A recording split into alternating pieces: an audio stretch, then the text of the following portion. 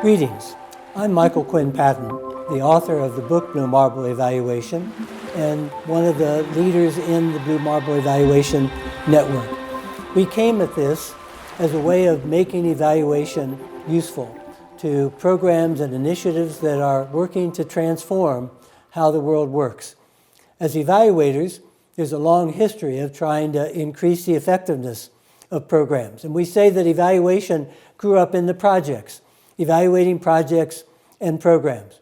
But now we're living in a world where we're having to attend to changing systems. And that's a very different challenge.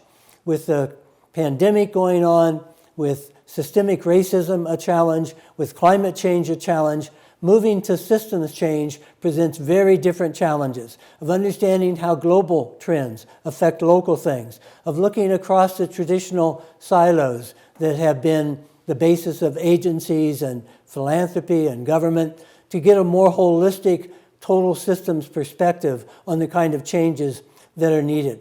And that's what Blue Marble Evaluation brings to this. And so why call it the Blue Marble Evaluation Network? Well, Blue Marble is the name that was given to that iconic image of the Earth taken from the 1972 last Apollo mission from space, where for the first time we saw the whole planet with relatively few clouds, the home of all of humanity, our only home, and that got dubbed the Blue Marble. Blue Marble Evaluation then takes that global perspective. And in working with global organizations, like the Global Alliance for the Future of Food, they have incorporated Blue Marble Evaluation and in fact have appointed the world's first Blue Marble Evaluator, who you're going to hear from now, Pablo Vidueira. Muchas gracias, Michael. Soy Pablo Vidueira, vivo en Madrid, en España, y bueno, soy la primera persona que ha trabajado como evaluator. I'm based in Madrid, Spain, and I work for the Global Alliance for the Future of Food, which is a coalition of philanthropies working for food systems transformation together with others. To me, the term Blue Marble really evocates this image from the Apollo mission where the Earth was revealed as a unit and not as this set of separated entities that we created. So that very much reveals our connectedness and how we are one together. To me, Blue Marble, it's basically different because it's able to pose different questions. To me, evaluation is all about the art and the science of being able to pose and respond meaningful questions that allow us to make things differently, better, together, and for the meaningful transformation of systems. That's what is radical and new about Blue Marble, this ability to pose new questions. There's a set in evaluation that says that what gets measured gets done. And we tend to say also that what gets asked reflects upon. So that would be one of the big points for me. When I was finishing my PhD on evaluation, my frustration was seeing that using methods, no matter how fancy or how difficult they are, I was finding that they oftenly failed to support efforts to really create a meaningful change. Of course, at that time, I didn't have any of this systemic transformation language or any of that kind. And Blue Marble Evaluation to me was a very important turning point in my understanding of evaluation because it helped me to move from the focus on methods and tools to placing the focus on questions. And that's a very important shift because no matter how you are using methods, if you are not posing the right questions, that's pointless. And usually that's a waste of time and resources to my experience. So since Blue Marble Evaluation started and the network was launched, we are now more than 600 people worldwide. One of them is my colleague Minji, who's now going to share some perspectives from her work on the UN Food System Summit. Hello everyone, my name is Minji Cho. I'm an independent evaluator and also currently pursuing a PhD in evaluation and applied research method at Claremont Graduate University. I'm also working for different types of evaluation in international development sector. The reason I became a Blue Marble evaluator is that I really love the core ideas of Blue Marble evaluation, which try to bring different peoples to work across boundaries and try to break silos, which I believe is the most important things for evaluators, and to actually solve the wicked problems in this difficult current situation in the rapidly changing world. The history of evaluation was about social betterment. It's not about, okay, me, myself, going there and judging people that whether they did well or not, but it was actually more about helping people and let's improve this and let's make a better society. So if they really believe in that, and if they really believe that was the history of evaluation, I think the evaluators should try to use the Blue Marble evaluation approach. So you actually need to see those connecting dots, how that is connected to your program, and then how that is connected to other problems in the society and other factors in the society. So it's more about understanding systems that the program is situated in. So that really helped me to actually do the better evaluation and do the quality work for clients. The one thing that we missed out from traditional approach was that we only look at the program improvements, but we didn't see that how that program would affect to the other side of the society, how that would affect to the other programs, so how that is actually connected to other people. So that was something that I realized that, we actually need to look at that. We need to address even when we're doing the evaluation on a single program, but we still need to consider the other things. Okay, thank you. I will now pass it over to Debbie. Amanya gange nze Deborah Kaddu, and I'm a Ugandan. Uganda. And I'm an evaluator. I'm an empowerment evaluator and a member of the Blue Marble Evaluation Network.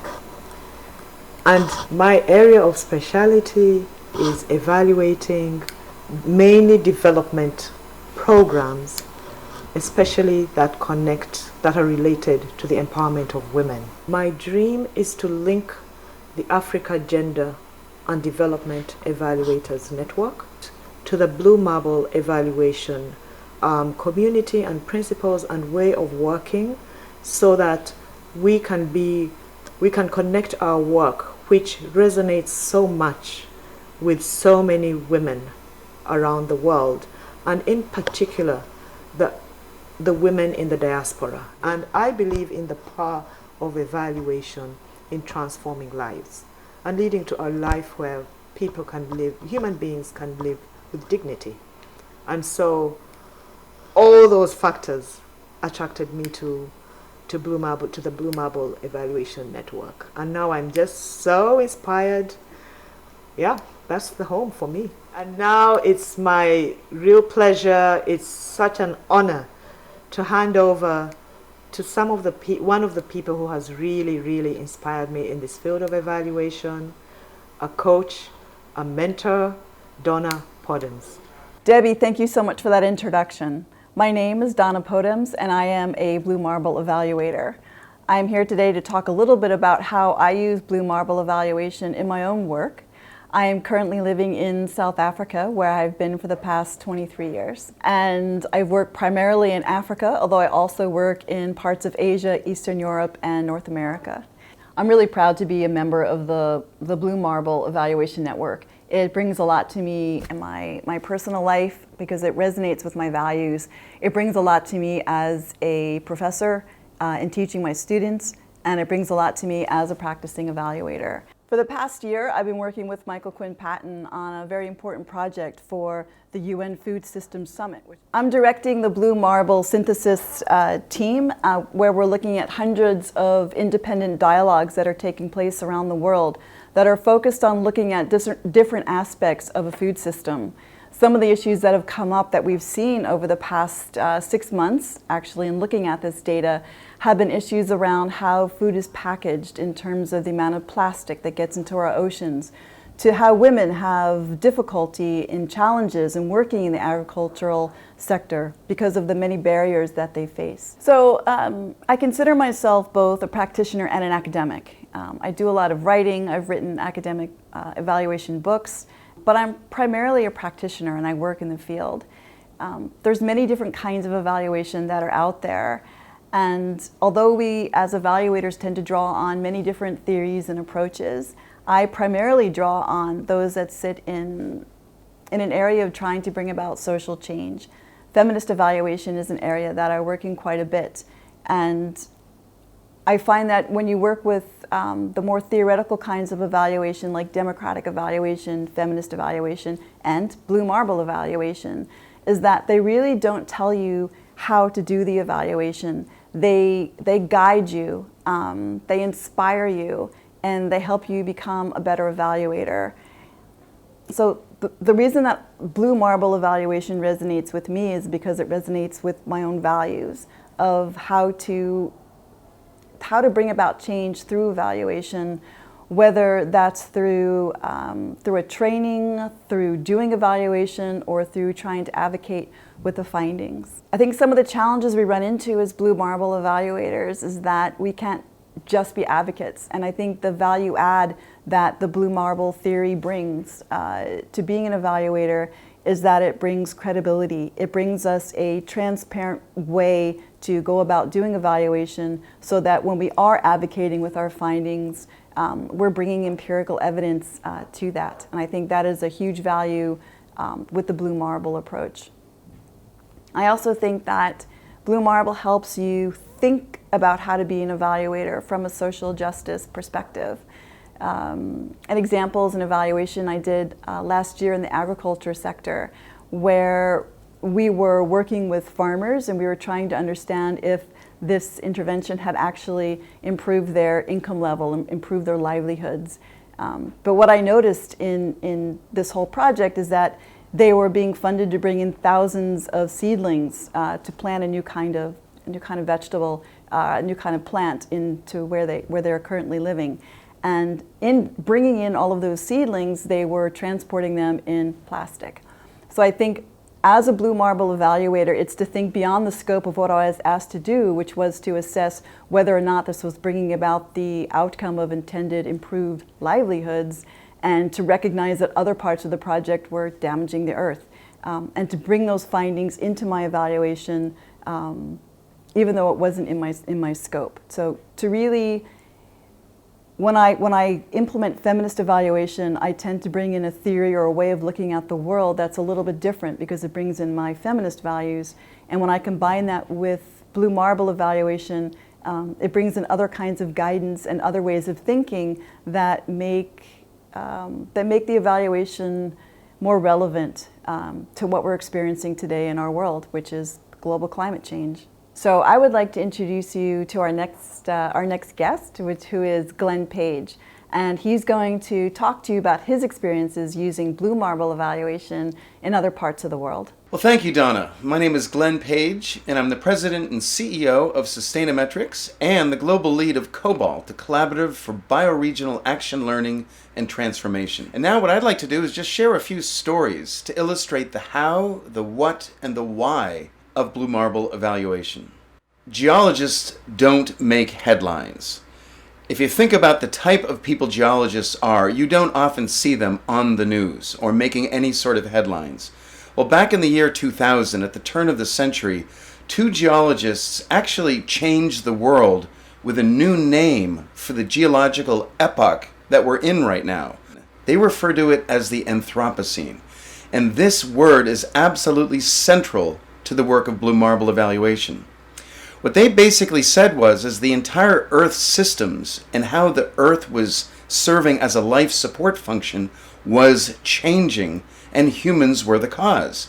Now, that sent ripples throughout the academic community, but it wasn't until June of 2011 when The Economist actually had a headline that said, "Welcome to the Anthropocene."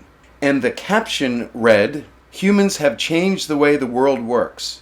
Now they have to change the way they think about it too." That is essentially the core of Blue Marble evaluation. We have to, now that we know, we are the first generation that knows what we're doing to the Earth's life support system. Now the question is, how do we think about it and how do we respond? That's at the absolute core of Blue Marble evaluation. It's a wake-up call, it's a philosophy, but it's rooted in evaluative rigor, a wide set of conceptual frameworks and methods that you can apply based upon the context and the challenge. And it asks more of us, not just on our work, but also who we are individually, the inner dimensions. Basically, the challenge and the question we need to ask is, what are we as individuals, as collective communities, as societies, as a species, what are we capable of doing in response to this new knowledge? That is Blue Marble evaluation. So recently, I just came back from a trip to the Amazon because there's a group of 11 indigenous nations who have come together as a dream to come together and reimagine what it is to actually create a sovereign bioregional land at the headwaters and doing it in a sacred way in terms of protecting the headwaters of the Amazon. The Amazon is known for its incredible biodiversity, but also there's a hugely important Earth systems change dimension about all the forest fires, all the logging, all the mining, all the oil and gas extraction. And Blue Marble evaluation is actually playing a critical role in addressing this.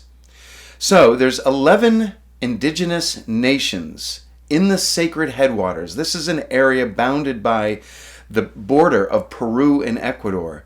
And they've come together around a dream of actually creating remarkable transformative collaboration to actually reimagine how to work with government, how to work with civil society, and how to work with market forces to try to create a new way, a new pattern of coexistence where there is actual sovereign control over the land, but also market development in an appropriate way. But in order to do this, what they knew they needed was a system to better learn. And that's why they've contacted us, and we're working with them, with the indigenous communities called Cuencas Sagradas and the Amazon Sacred Headwaters Initiative to apply Blue Marble evaluation to help this absolutely remarkable dream come alive. So what's so important about the Amazon Sacred Headwaters Initiative is this concept of a dream of transformation, of large-scale change. Many of these indigenous nations were actually warring against each other. They're now coming together in new and transformative ways to envision a gift to the world of how to come together with market forces, civil society, and government to change the very nature of stewardship in the Amazon. What's so powerful about this is, as we explore the entire canon of evaluation, there's actually no other method or framework other than Blue Marble evaluation that addresses this enormous multi-scale, complex challenge of systems change like Blue Marble evaluation. So the indigenous leaders from the Amazon Sacred Headwaters recognized this, and they contacted us to assist them with a customized approach rooted in the cultural realities of this indigenous way of seeing, way of knowing, and apply methods, frameworks, ways of learning that helps them continue to adapt, develop, and to create this absolutely transformative dream, to make the dream come true. It's really all about how can transformation be consciously realized, moving from a dream to a reality.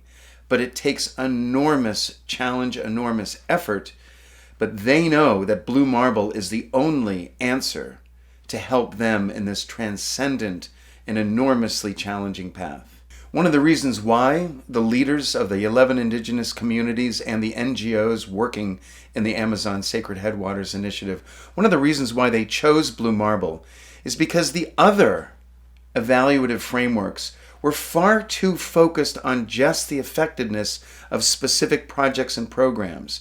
It actually had a more microscopic view. Those evaluative frameworks didn't really appreciate the interrelationships to regional, global issues. What Blue Marble does is it does that in a way that is truly customized to the indigenous worldview, to the indigenous cosmology, and it allows this work to be applied in a way that's most useful to the learning and the adaptation that's needed to implement this ambitious plan. So let's keep hearing now from other members of the Blue Marble Evaluation Network. My name is Charmaine Campbell-Patton. I'm the Director of Organizational Learning and Evaluation at Utilization Focused Evaluation, and I'm also the manager of the Blue Marble Evaluation Network. We have over 600 members from 80 different countries, and we worked as a team to synthesize the independent dialogues coming into the Food Systems Summit this year. As part of that synthesis, we identified the need to amplify the voices of traditionally underrepresented groups, in particular smallholder farmers, women, indigenous people, and youth. The theory of transformation that emerged out of that work made engaging and centering those perspectives as core to transforming the food system. And in order to make that transformation sustainable and equitable, it has to be inclusive. That's a core insight from our Blue Marble evaluation team and a commitment that we have made.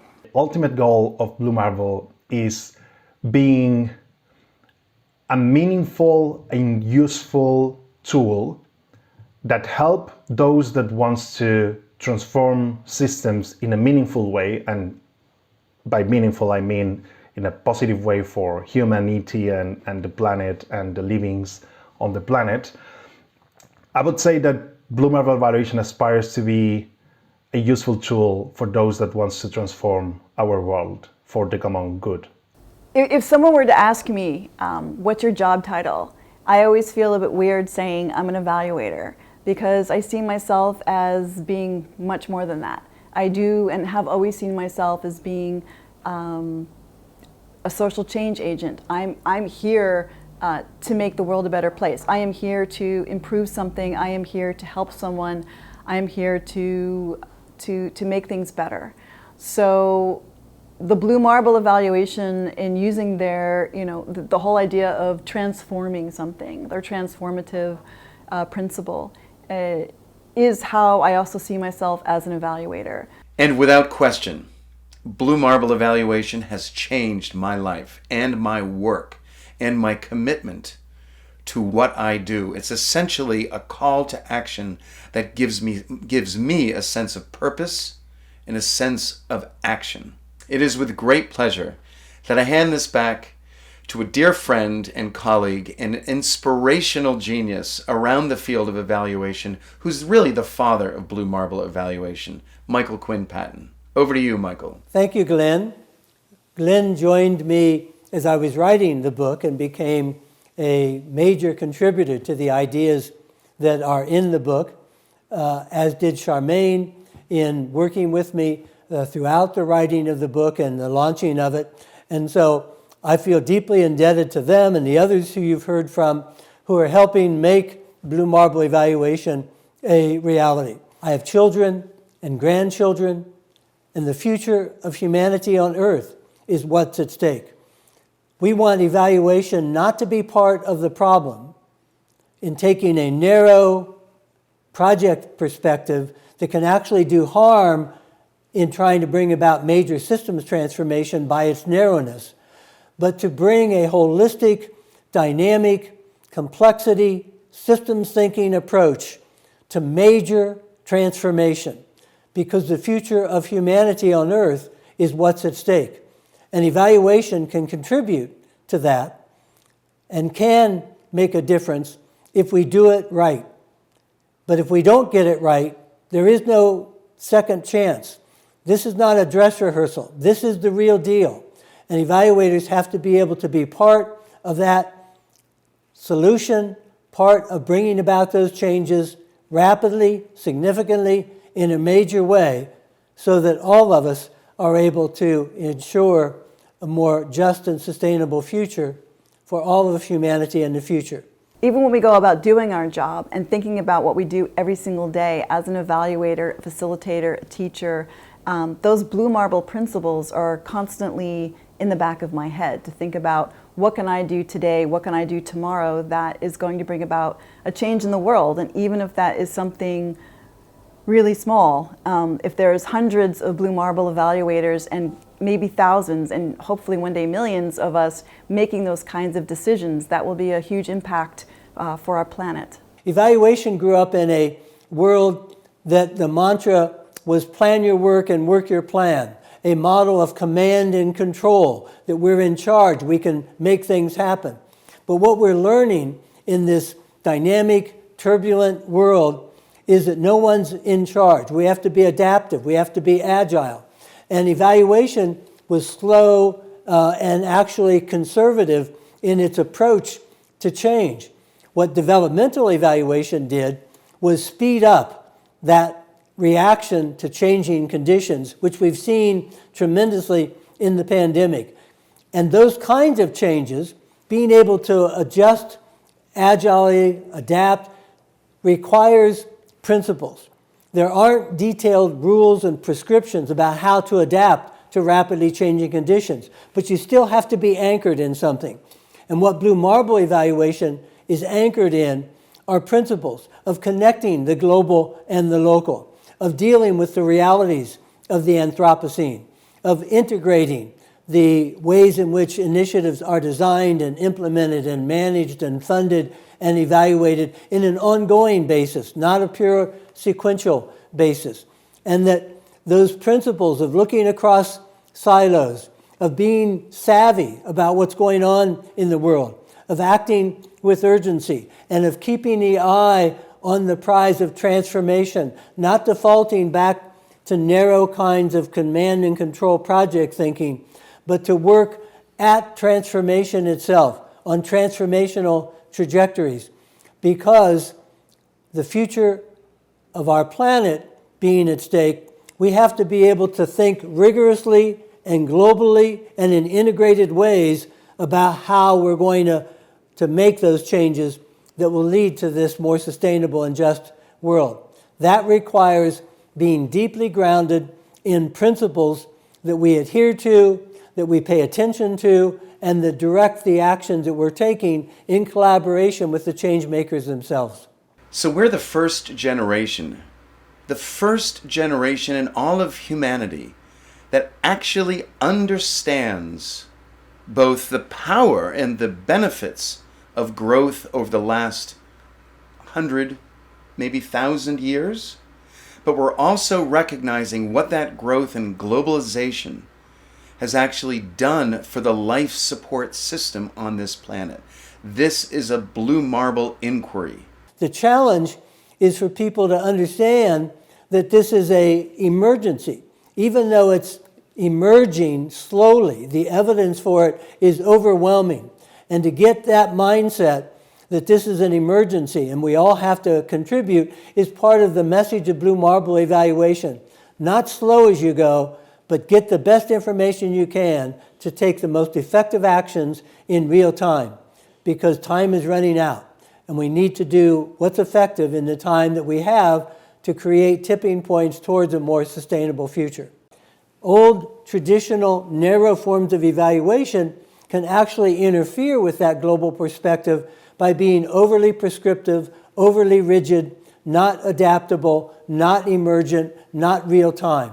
And so what we're doing is working with people who are committed to to bringing about major transformational changes and need a transformational approach to evaluation to accompany that journey. And that's what Blue Marble evaluation does, and that's why we're finding alignment between what they're doing and what we're doing as a way of supporting those major changes. For me, the key differences between doing a standard evaluation where someone says, I would like an outcome evaluation that uses mixed methods, and or I would like a realist evaluation or outcome mapping.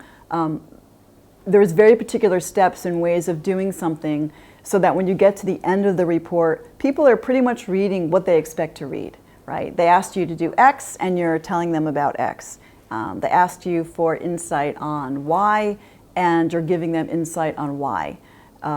With Blue Marble evaluation, you kind of don't know what you're going to be giving them at the end, because what you're doing is you're using the principles of Blue Marble evaluation. You're using a way of thinking in evaluation that might bring about findings or actions or a way to advocate that wasn't envisioned in the very beginning. And to be honest, that can be challenging, right? Because your client is expecting you to say, you improve livelihoods, so you should continue funding this. They're not expecting me to say, oh, you improve livelihoods, and by the way, you're increasing plastic in the ocean by 10,000 tons. Could you please use something else like that's biodegradable? So I think that the ultimate goal for Blue Marble evaluation is to become a useful compass and a useful tool that help those that are actively transforming our world for the common good to navigate the complexities of that endeavor. And let me reiterate that Blue Marble evaluation is not just a collection of tools or a method or another evaluation collection of tools. Blue Marble evaluation is very much rooted on principles. It's actually principles-based approach. So those principles aspire to be this meaningful compass for those that are engaging in these meaningful transformation efforts.